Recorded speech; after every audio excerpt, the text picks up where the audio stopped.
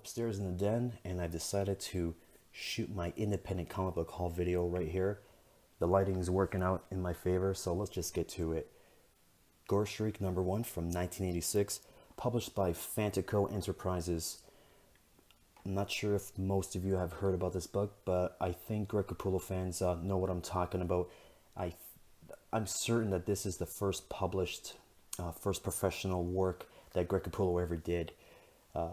Unfortunately, he did not do the cover. The cover is done by Bruce Spalding Fuller, but it's a horror anthology book, and he did a story in here called Untitled. There's no dialogue. It's a silent issue, but it's okay. It does not look like Greg Capullo at first glance, but he is credited inside the story. Very basic. Still a great find, even just for the gorgeous cover, and it's from 1986 in phenomenal shape. A black cover with maybe a little bit of spine tick right over there. Phenomenal find. This is stuff that I love to have in my collection. Just a gorgeous, gorgeous book. Let's get this beauty out of the way. Lobo and Mask from 1995. This is the team up. Haven't really heard about this, so I had to do some research on it. And apparently it got very, very good reviews. Brought to you by John Arcudi and Alan Grant. Doug Mank does the interiors, which are really amazing. And also Keith Williams, this is also credited as well. So Lobo and Mask, a team up, brought to you by DC and Dark Horse Comics. This is part 1 of 2. It is in the form of a prestige format. Very thick looking book. There you go. And here's a gorgeous cover for number 2 of 2. Very impressed with this find. In great shape. I'm a little reluctant to read them because, as you can see, it has not been cracked. I gently flipped through the pages, but it's very interesting. I don't think this is published in a trade format or something like that, collected edition. But still excited, guys. Anything Goes, issue 5. Fantastic cover by Kevin Eastman and Lard. As you can see, this is kind of like an homage to the movie Aliens, and it also has to do with the interior story, which is also another silent issue. The interior pages for the turtle story is in color, and it's called Road Trip, and it's the turtles getting together, going on this journey to catch the movie Aliens at a drive-in movie. So Anything Goes. This is actually from the Comics Journal. If you guys know the Comics Journal, very popular with Robert Crumb and all those independent artists from back in the day. It does have some Robert Crumb stories in here as well.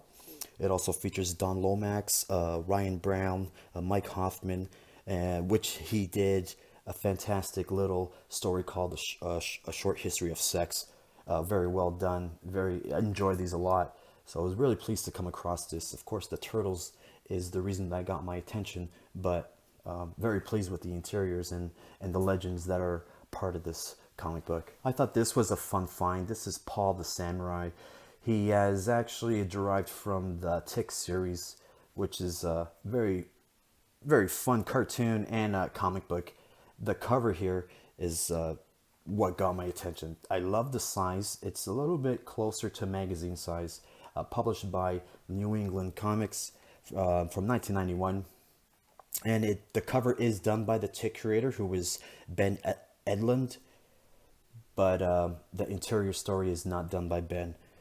But just pleased to come across here. Cerebus Latter Days number 35, issue number 300. This is the final issue of Cerebus. This is the issue where we get to see how he died, and just a little brief glimpse of his purgatory. As you guys know, Dave Sims is a local here. He's a resident of Kitchener-Waterloo. We see him a lot. These Cerebus books are littered everywhere, but such a fantastic high-grade copy of issue 300.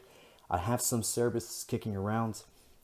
It's something that I sometimes, get into and give a little quick read. I did not pick the Cerebus in Hell issue 301, I guess. I did not get to that yet, but I might go back. This issue 300 kind of rejuvenated my interest for Cerebus again, so I might hit my shop up and check out that little series, the 301 Cerebus in Hell. A very, very interesting comic book that I came across. This is THB #1, first print with the poster intact from 1994. It's I think it's Paul Pope's first work.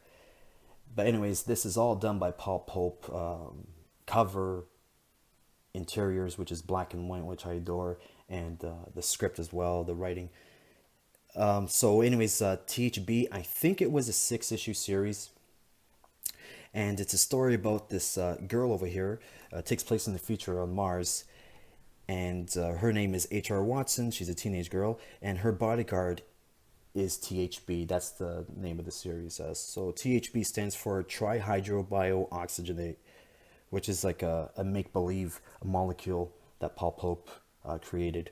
And this guy, THB, is Watson's bodyguard, and she carries him around, and he's basically in the form of a rubber ball, and she carries him around, and when she uses water on him, he expands and takes the form of like a 7-foot alien.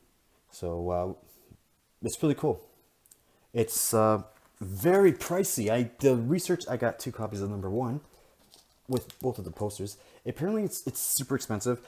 I did go on eBay to see what the value of this book is, or just doing research, and obviously eBay, I got a hit on eBay to check it out, and it's, man, I've seen this book, the prices everywhere. This is issue #1. It's called issue 1 volume 2. It's basically called the amendments to the series, so I'm not sure if it's a second print. But anyways, the prices that I see in this book from #1 start from go from I seen for 40, 60, 70, 80, $100. It's just all over the place. But I don't know. I don't think anyone's really paying those prices for this book. I have never seen anyone talk about it. Not sure the Pope fans how much they. I don't know. I don't really know. I know Dr. Michaelbot's a fan of Paul Pope, but I've never seen anyone talk about this. It's getting dark in here. There's a storm coming. We got a thunderstorm on the way. My lighting just screwed up. Here's issue #3. And here's issue #4. I think I'm going to stop this video and wait for this thunderstorm to pass over, because I was digging the natural lighting. We'll see. So I'm going to stop it right now. Yeah, well, I decided to screw it. So let's just go with this. This is some Rick Remender early work. I'm not sure if it's his early work or if it's his first published comic book. Again, Dr. Monkeybot brought my attention to this Captain Dingleberry series from 1998, and it was published by Underhanded Comics. So I don't have issue #1. This is issue #2. I was reading it on the weekend. It's pretty messed up, and this is issue #3. I know it looks like a California raisin, but it's actually a piece of poo, piece of crap. And here's issue #4. All the interiors are done in black and white. Rick Remender does the interiors, not on every single page, but he does the interiors for a big chunk of this book, and he also did the writing as well. He's a phenomenal artist, by the way. Very underrated. It'd be very interesting to see him do an issue of Deadly Class. That'd be phenomenal. But there it is, guys, my holy grail when it comes to independent comic books. This book needs no introduction. Everyone knows Black Hole. Everyone knows Charles Byrne. 1995, a classic by Charles Byrne. Just amazing. I'm sure people who have Googled original graphic novels, it always comes up in the top 100 essential graphic novels that everyone should read. That's how I discovered it back in the day. Never came across these issues, but I do have an issue that was sent to me again by Dr. Monkeybot. This is a Dr. Monkeybot video. I know. Oh, anyways, but of course, if you guys haven't heard of Black Hole, basically it's a story about a group of teenagers who contract this STD called the Teen Plague, and the little group become social outcasts due to their physical mutations. I know there's a lot of fans of this book in the YouTube community. Everyone preaches it the same. This is issue number 2. It's a gorgeous cover.